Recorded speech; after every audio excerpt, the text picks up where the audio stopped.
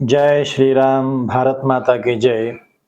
ముందుగా టీవీ5 మూర్తి గారు మాట్లాడిన ఒక వీడియో క్లిప్పింగ్ చూడండి. పబ్లిక్ ప్లేస్ అది.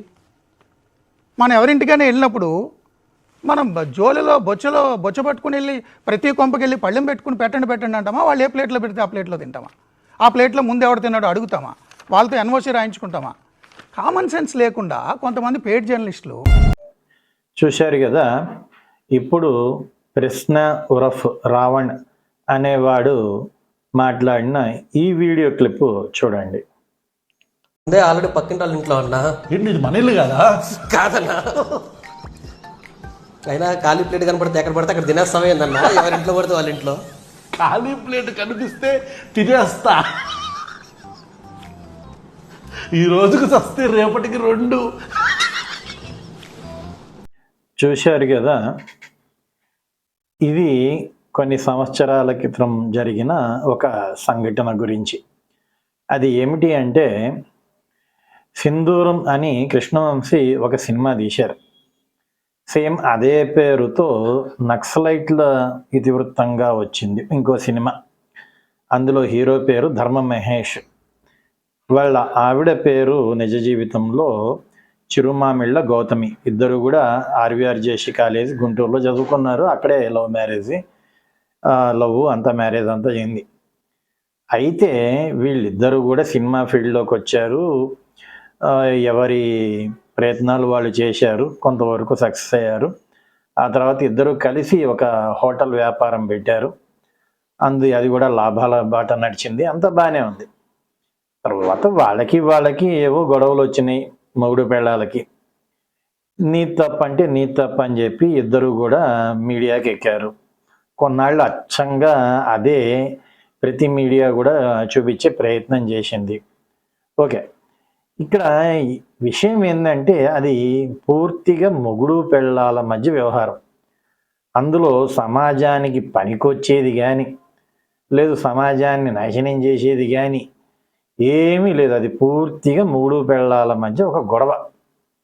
ఆ గొడవలో ఈమె టీవీ5 మూర్తి గారి సపోర్ట్ తీసుకున్నది. ఎందుకంటే ఈ ధర్మ మహేష్ వాళ్ళ నాన్న జంక్షన్ బాబు అని ఆయన అక్కడ ఆవుల్ని ఈ వెటర్నరీ డాక్టర్ గారి చేత ఇది వట్టిపోయినవి అని చెప్పి దొంగ సర్టిఫికెట్లు తీసుకొని వాటిని ఎక్స్పోర్ట్ చేస్తున్నారు పాకిస్తాన్, బంగ్లాదేశ్ అని ఒక ఆరోపణ. అది నిజం కూడా కావచ్చు, ఏదైనా కానీ టీవీ5 మూర్తి గారి సపోర్ట్ తీసుకొని ఈ మొగుడు పెళ్ళాల మధ్య ఏవైతే కొన్ని విభేదాలు ఉన్నాయో దాని గురించి వాళ్ళ నాన్నగారు అంటే ధర్మమహేష్ వాళ్ళ నాన్నగారు చేసే తప్పుడు పనులు ఏవైతే ఉన్నాయో వాటిని చూపించి ఎట్లాగొట్లా పూర్తిగా విడిపోదామనే ప్రయత్నం జరిగింది అక్కడ.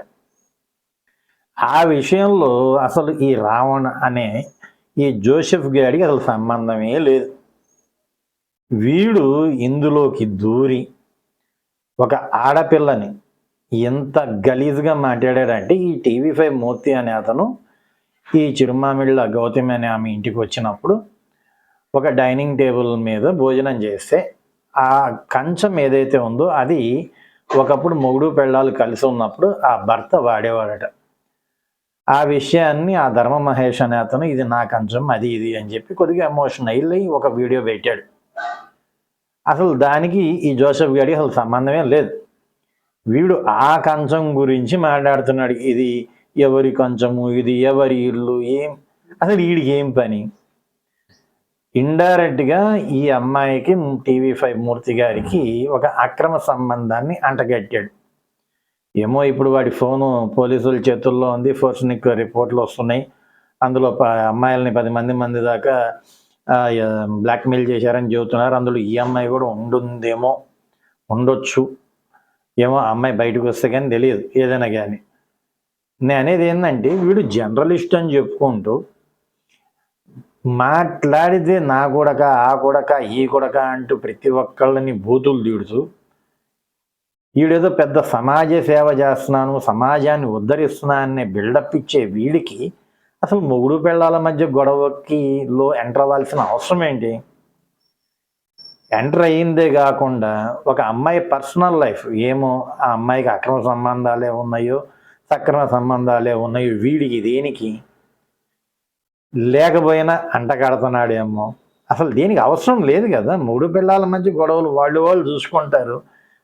ఏదైనా సపోర్ట్ కావాలంటే ఛానల్ దగ్గరికి వెళ్తారు, ఆ ఛానల్ వాళ్ళు వాళ్ళని ఇంటర్వ్యూ చేసుకుంటారు, చూసే జనాలు ఎంటర్టైన్మెంట్ ఫీల్ అవుతారు. కాదుకూడదంటే కోర్టుకి వెళ్తారు, పోలీస్ స్టేషన్కి వెళ్తారు, వాళ్ళ సమస్య వాళ్ళు ఏడుస్తారు.